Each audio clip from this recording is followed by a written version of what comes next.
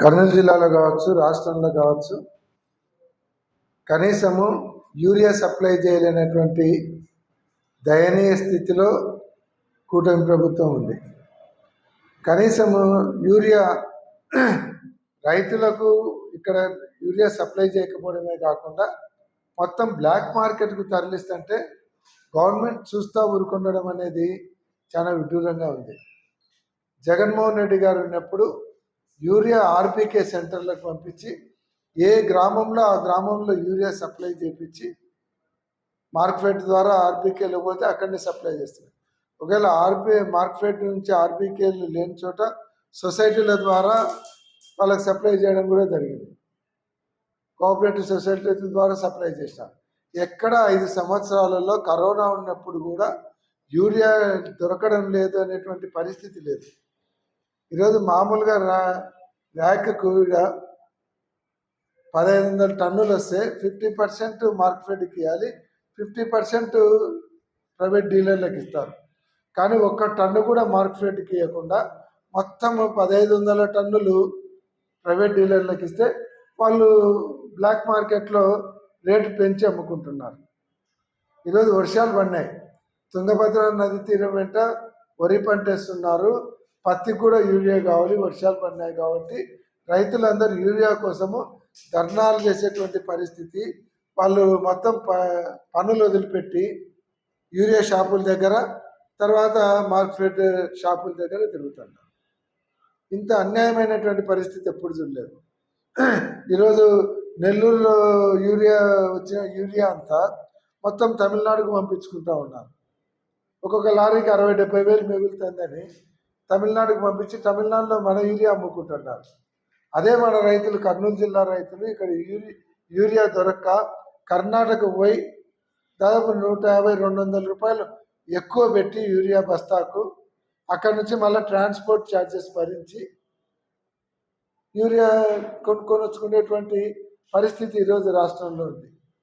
కనీసం urea supply చేయలేనటువంటి ఈరోజు గవర్నమెంట్ ఏం చేస్తున్నారు? మాది రైతు ప్రభుత్వం అనుకుంటున్నారు. రైతులను నిండుగా ముంచినటువంటి ప్రభుత్వం ఏదైనా ఉందంటే ఈరోజు కూటమి ప్రభుత్వం.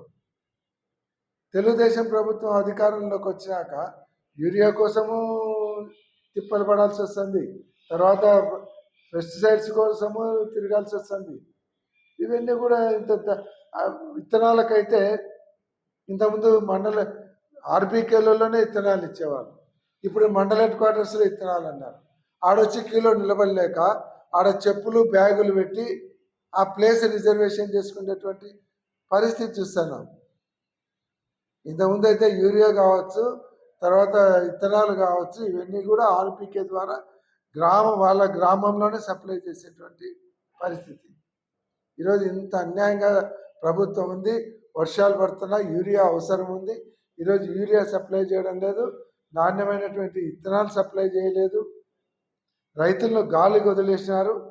మీకు రైతులు కనపడటం లేదు, కనీసం కర్షకులు కనపడటం లేదు, నిరుద్యోగులు కనపడటం లేదు, ఉద్యోగుల సమస్యలు కనపడటం లేదు.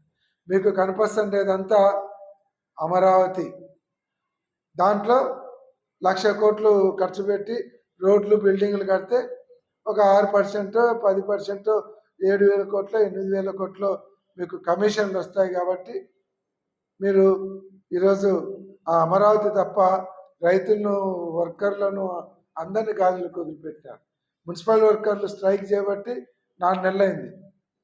ఈరోజు మంచినీళ్ళ సప్లైలు ఆగిపోయినాయి, దాన్ని పట్టించుకోవడం లేదు. అంత పబ్లిసిటీ వ్యవహారం తప్ప ఇంకొకట్లేదు. వెంటనే రైతులందరికీ యూరియా సప్లై చేసే దాంట్లో మీరు గవర్నమెంట్ ముందరికి రావాలి. అగ్రికల్చర్ మినిస్టర్ గారు మీటింగ్లు పెట్టి స్టేట్మెంట్లు ఇవ్వడం కాదు, గ్రౌండ్ లెవెల్లో విత్తనాలు సప్లై అవుతున్నాయా లేదా, ఇలాంటి యూరియా దొరుకుతుందా లేదా, పెస్టిసైడ్స్ అందుబాటులో ఉన్నాయా లేదా అనేది పట్టించుకోకుండా అందరు షికార్లు చేసే పరిస్థితి ఉంది. దీన్నైతే మేము తీవ్రంగా ఖండిస్తున్నాం. అవసరమైతే రైతుల తరఫున వైఎస్ఆర్ కాంగ్రెస్ పార్టీ పోరుబాటలు దిగేదానికి కూడా వెనుకాడే పరిస్థితి లేదు, సిద్ధంగా ఉన్నామని తెలియజేస్తాం.